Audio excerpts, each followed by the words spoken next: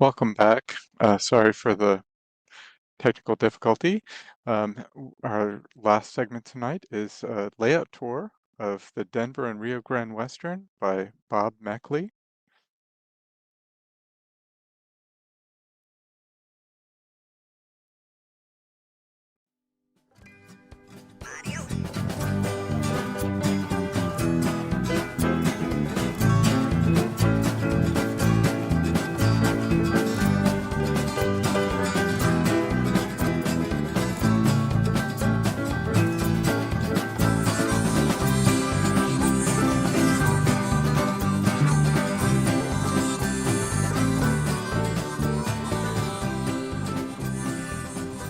Yeah, my name is Robert Meckley. I live up here in Glen, New Hampshire.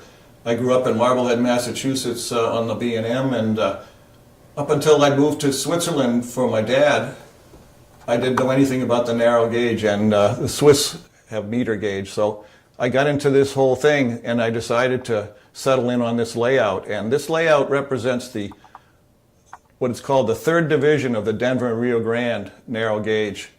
Originally, it was the main line from Denver all the way to Salt Lake, but after the standardizing of most of the Rio Grande in the 1890s, it became the third division and always a narrow gauge line.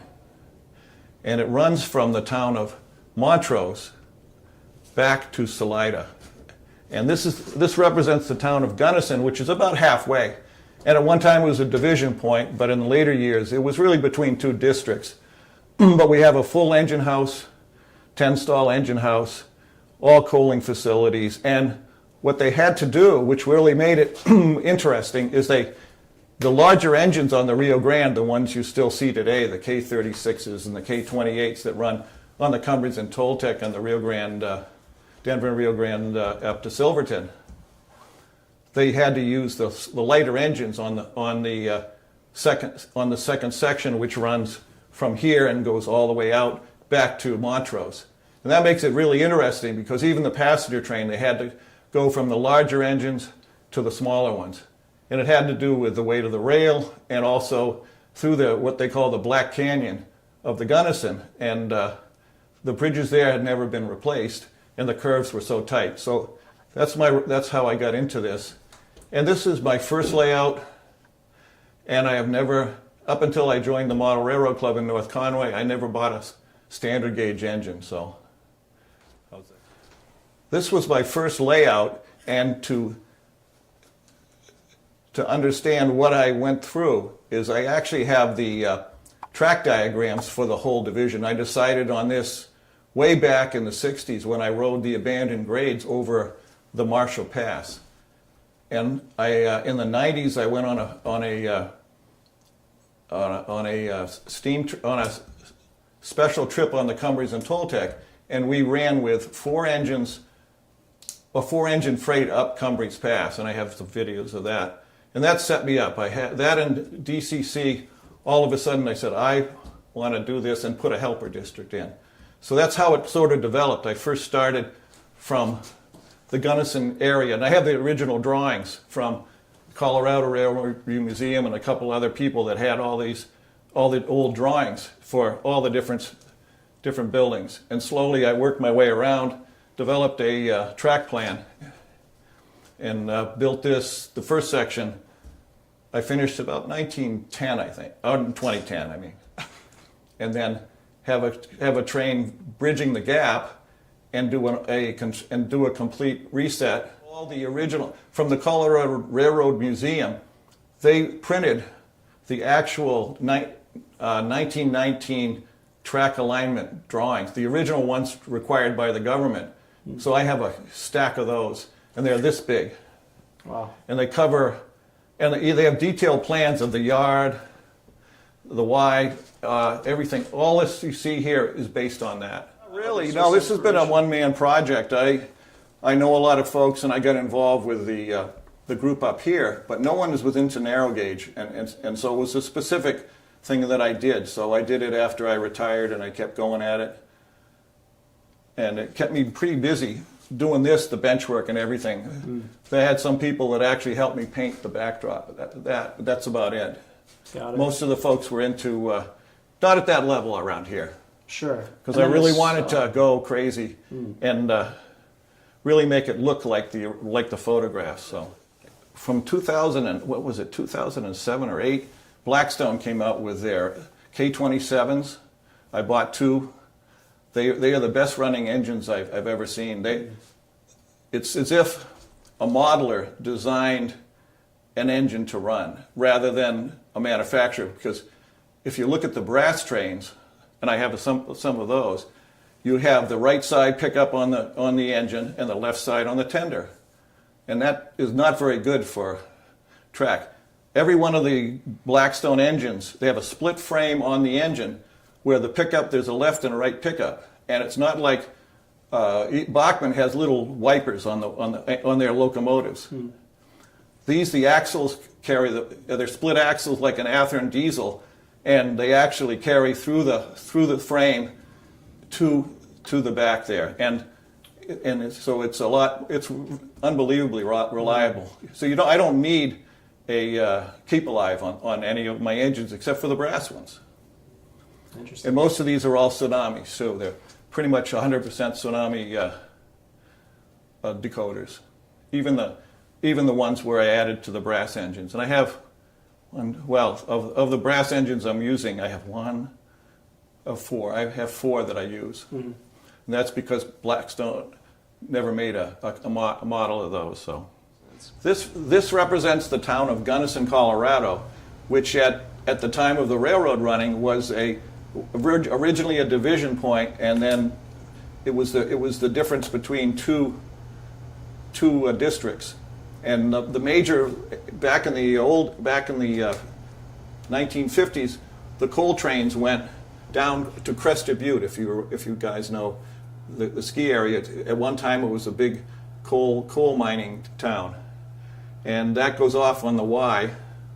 This is the model of the station that was built in the 30s, and this is where I make up the trains. They basically the main line. This would be considered the main line stops here, and the 2 branch lines continue on. One goes to Montrose, and the other would go to Crested Butte.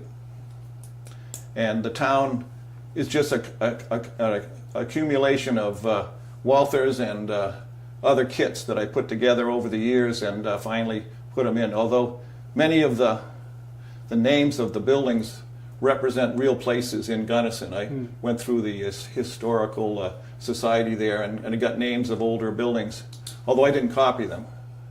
And this is where I make up the trains to go east. This will be you can see there'll be a train over here being made up that'll be heading east to the main interchange at Salida. And over on the backside is where the trains going to Montrose are made up, and that's how I split them up. So the main line train will come here. Most of the coal cars, empty gons and drop bottom gons, will go to Crested Butte, and I'll split the other cars in various industries. This is the engine terminal or engine facility at Gunnison, and it consists of the water tank, coaling tower. This will be the car repair shop and the engine house, roundhouse. The roundhouse was originally built in about 1889, 1890. In the 30s, they added a wood section because of the longer engines.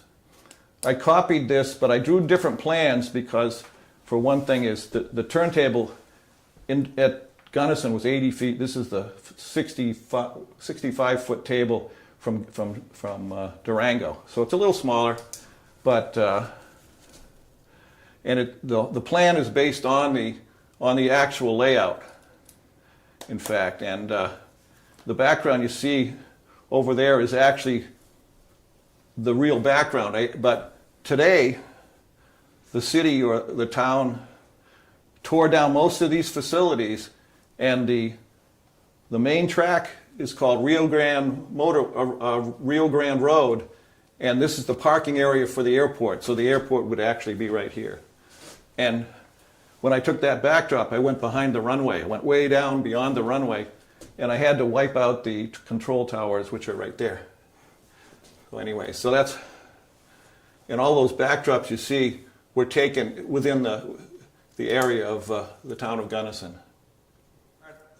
This is the helper station at Sargent, Colorado, and I visited here in 1966 and really got the inspiration for this layout when I visited and rode the old roadbed. The coaling tower was still there up until probably to the end of the line. So this is a huge coaling trestle, and that's all scratch built. And here's the station. The station was there. It's now in the Pioneer Museum in Gunnison, Colorado. And these several of the buildings are still around. What I do here is the train will be probably 15 cars long. Okay, when I leave, I'll leave 12 to 15 cars from Gunnison, and they're spotted here, and they're divided up into 2 turns because it'll take 2 engines to move 8 cars up the 4% grade. It's actually 3%, but in reality, there was a 4%. In fact, looking at the old data, the biggest engines that Rio Grande had were the K37. 3 of them could only pull 18 cars up this grade, 18 loaded coal cars. So that makes this really very doable for a model railroad, because this was set up for the final turn. I actually have some coal cars up at the top of the pass, and these are the 2 engines I have that are going to be used for that move. So this was what I wanted, and with GCC, I have 2 people run. Each one runs a different engine, and they have to coordinate, which can be tricky. But it's a lot of fun when you get to it. And of course, to add complexity, the stock trains would run with 3 or 4 engines. So I've run a 3-engine freight up here, three operators trying to go up to the top of the pass, which is over here. Charbonneau tank, and it's more or less like this. It was the one water stop they always had to stop at on the way up to the top of the pass. And for operations, I make the freights with rear pushers to take on water. So they have to stop, take on water, move ahead, and then the rear pusher on the end of the train also takes on water. And ideally, you do it with whistle signals. But anyways, so that's one little operation that, it just extends the operation, makes it a little more fun. And then they climb around the corner here to the top. Okay, this represents my interpretation of Marshall Pass, and the actual track layout you see right in front of you did exist. This was the safety track. This would be the grade going uphill. It's about, on my layout, it's only 3%, but it would have been a full 4%.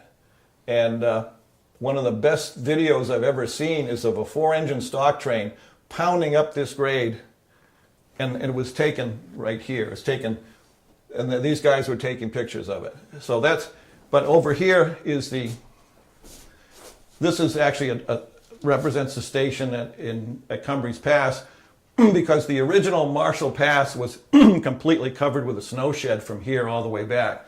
Some people have represented that, but I just didn't want to because of operation. I didn't want to have to derail a train inside the snow shed. But I did complete the snow shed through the little rise in the tunnel, in the pass. And the mountain you see in back of you is Mount Ouray. And that's in the actual location where it is. On my layouts, it's at the actual location, because there's a little rise to the right. You can see I actually stood there and took that picture. So that's how. And looking back, these are all pictures. There's all kinds of pictures showing them coming up this area here. This would be I call this the safety track, where it's on the level, because you don't want to let a train run loose on a 4% grade. So, and that's pretty much it. And then from there, it goes into a helix all the way down and goes under the layout, and it's a double loop helix for the return. Leaving Gunnison, going to the town of Montrose, it goes down the valley to the ranching community of Saponaro. And Saponaro was a cattle ranching, and also there was a lot of fishing on the Gunnison River. In the 60s, unfortunately, they built a dam to block this in the Black Canyon, and they flooded everything. And my pictures of these are called I think they're called the Saponaro Needles. The water level is about there. If you look, there's a water level showing and this was just part of another scene I took. And they had a lumber mill at the end, a few industries. Primarily it was a team track. They tried to develop some industries, and this is just for switching. I built this whole layout, this whole section more for a switching layout. And we have what's called the Cimarron turn, where we just leave Gunnison, go down, switch the various industries, and come back. And that's actually what they did. But they did it once a week, not every day. This represents the Black Canyon of the Gunnison. There were 3 or 4 different bridges, some through bridges and some mostly deck girder like this. This particular one was, it still exists. It's in the National Park display down in the town of Cimarron, and you drive down the old grade down here, and then you go around it, and the bridge is there, and they took out the 2 supporting bridges and put a locomotive and a boxcar and a caboose right on it as a visual display. And and it is really steep. Those are all plaster walls. Yeah. Yes. Yeah. This represents the town of Cimarron, where it was another helper district over a short 4-mile stretch of 4% grade that went up to Cerro Summit, and then down into the valley, the western slope into Montrose. And at the time, the station is actually a model of the station, and there was a section house and an agent's house and a water tank. And this is a switching area and also a very large sheep loading area. These are all double-deck sheep cars waiting to be loaded. And this was basically where the train from Gunnison would switch cars to an engine from or a train from Montrose. So this is where they'd exchange cars, and then they would use both engines to bring them up and over the pass. So I've tried to duplicate that as best I can.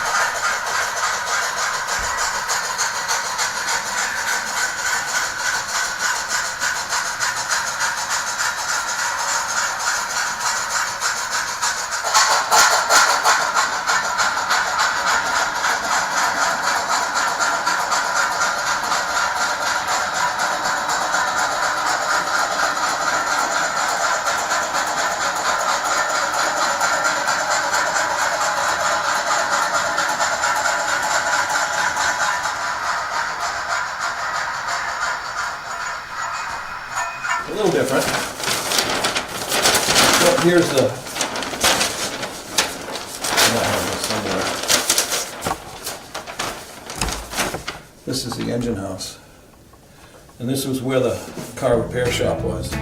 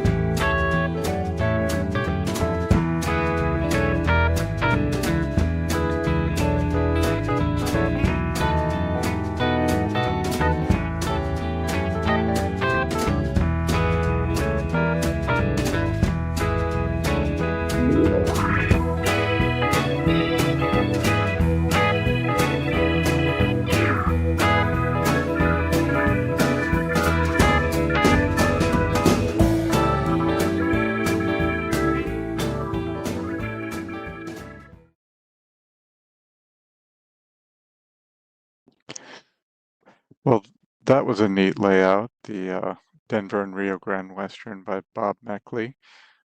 That layout will be featured in the NER convention this fall. So if you come, that will be one of the layouts that you can visit. And that wraps up the third day of content for this year's NERx. Please tune in tomorrow at 6:30 Eastern Time for another action-packed agenda of clinics, layout tours, and roundtable discussions. On behalf of the entire NER board, I want to thank all of the volunteers that gave their time to making this event possible, especially Chuck Diljak, Ed O'Rourke, Ed Oleski, Dave Durr, James von Boeklin, Peter Watson, John Doring, Chris Carfaro, Mark Moritz, Greg Williams, and Artie Cass. Thanks also to the National NMRAX crew, especially Speed, for spending the week in his Helix helping us stream this great content. Thank you all for attending, and we look forward to seeing you tomorrow night for the final night of programming. Have a great night. Thank you. Bye-bye.